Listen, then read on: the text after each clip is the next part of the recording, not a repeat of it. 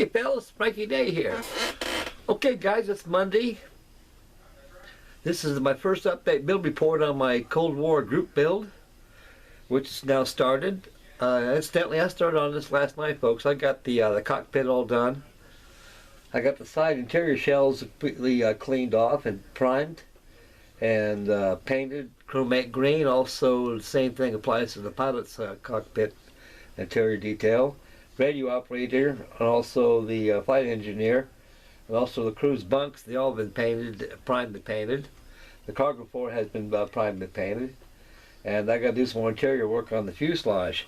Thus far, folks, I don't get very far on it. So far, these are all sub-assemblies I'm working on right now. And so I went ahead and primed and airbrushed on some Chromate green on it. The call-outs on the instructions calls for bronze green. Bronze green is pretty similar to interior green. And so I went ahead and used zinc chromate. I can always tone it up by using some various washes, which I'll be using.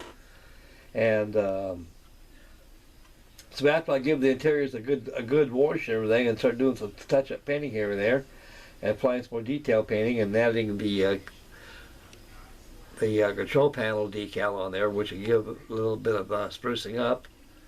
And I'm going to go ahead and start adding the cargo seats on there, top of the cargo floor, and have them all painted. And once that's all done, and that'd be also in turn, that'd be painted with washes also. And there'll be a video of that before I button up the fuselage. So right now, folks, the camera's friendly. I know it's always friendly and dependable. And we're going to swing over and take a look at how much I got done on my C54-D SKYMASTER. Okay guys, we'll zoom in a little bit here.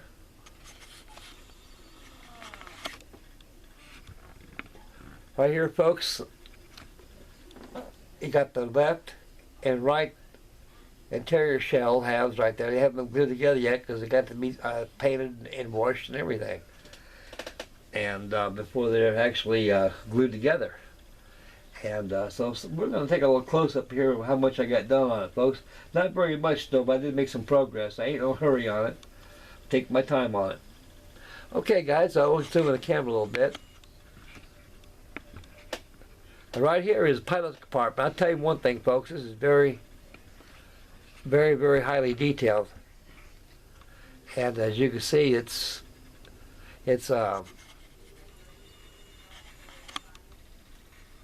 got a lot of parts. The parts on this comprise 2, 4, 6, 8, 10, 12, 14, 16. There's 20 parts that make up this fuselage right here.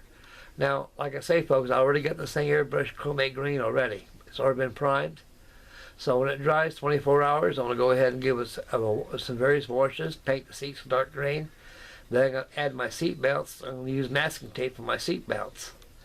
Since I'll have a photo etch set, since this kit's now been released into the domain of the the modeling community, there's probably a lot of aftermarket parts for this kit, decals too as well. So that's a good plus right there. And I think I'm going to venture in that on the internet, see if I can find some more decals. I'm thinking very seriously about going out and buying me another kit of this. And add it to my stash pile. Perhaps I can start another build or get another build going. It'll be a different paint schedule. As you can see, folks, I got the pilot and co-pilot seat. I got the control console in place. So it's all going to be washed and painted up, folks, before I add the decal to the instrument panel on there. And the seat belts will be added. And so right now it's not as bland as oatmeal right now until I get the wash all applied and everything. I'm going to bring out the life. Same thing at the bottom. This is the nose wheel where the nose wheel retracts. A lot of detail in there too. This thing is very, very highly detailed, folks. REVELL Germany, they've really done their homework on this kit here. Okay, we'll put the pilot's compartment out of harm's way, and we'll move in the radio, also flight engineer compartment. There's a lot of detail, folks. It's really a shame that a lot of this will not be seen once the fuselage is buttoned up. Once these shells go on like this is nothing, guys. You're gonna see anything, you gotta stick your eyeballs right into the portholes to see if you can find anything there worth looking at. But for us modelers, we know it's there, so there's that's one guarantee of insurance. Okay, guys, inside the radio operator flight engineer compartment, and also you got 2 bunks too. We'll swing around, you can see the bunks. Right there, folks, is the bunks right here. You guys ever watched that movie called The Big Lift with Montgomery Clift and Paul Douglas?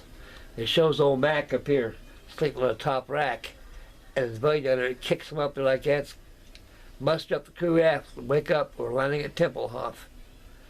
And there's a lot of detail there, folks. It's got to be painting. So I got to paint the radio boxes and everything, drive by the same, give it some wash and everything, and bring this thing back to life. And I got some special, I got some cardstock I'm going to use. I'm going to put in the top of the bunks right here and give it a simulation of a blanket. And the rest over here, behind here, folks, is the cargo floor right here. And also, you got your cargo, you got your crew benches on here, with your safety netting that fits on side here.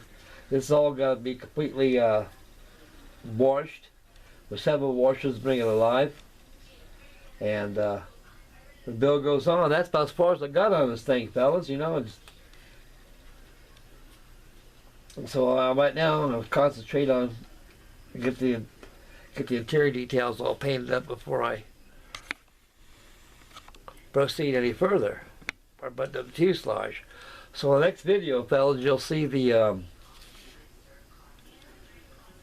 finished details got it. If I button up the fuselage, and the build will follow. And there's a lot of parts on this kit, folks. So like, gotta take caution when you work on it, especially 1/72 scales, very small parts. So you got to be very, very careful. Okay, guys, that about does it. So I'll swing the camera over to yours truly right here and finish up the video here.